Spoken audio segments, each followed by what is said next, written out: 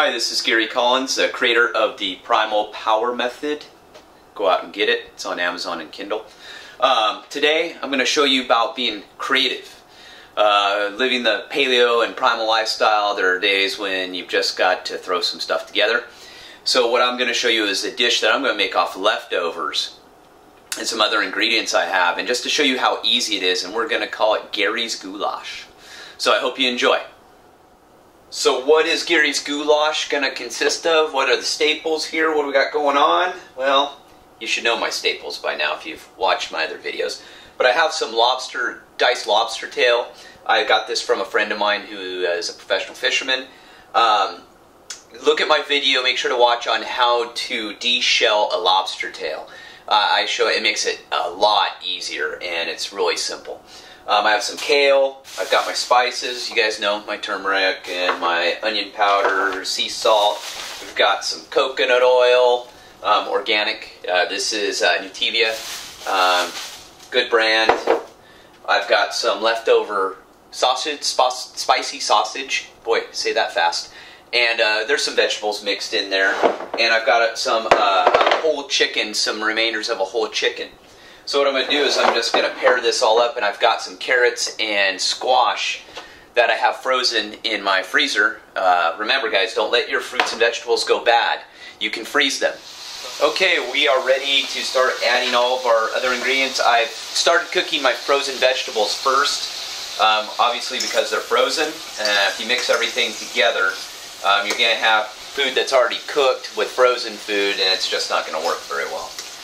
I put probably about 3 teaspoons of coconut oil in there, but it's up to you, preference. Here's my kale, sausage, and chicken, so I'll just add those in. You can tell this is definitely Gary's Goulash. There's everything in this bad boy. But I guarantee it's going to taste good. Always does. Alright, we'll throw that in there first. Get our fish in there. And you can cook your fish first. It's probably a little easier to do it that way. But I have a lot of different things in here, and it'll cook up just fine. Like I said, it's just preference. And I'm going to put a lid on this as well to keep some of the moisture in, and the fish will actually kind of steam while it's in there. So, but I'm going to add some of my spices right now, my onion powder.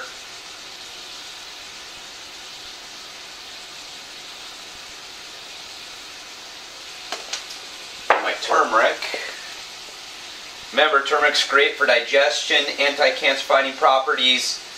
It's a very strong anti-inflammatory. And it tastes good. So, nothing any better than that. So just mix it all together. And this is going to be almost in between, kind of, even, you could do this very simply. You could add coconut milk or even some just water and turn it into almost, let's say, a jambalaya, a gumbo. So, many options here.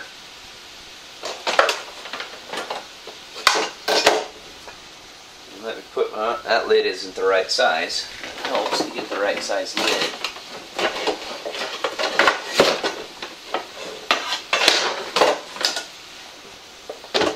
There we go. That's a little better.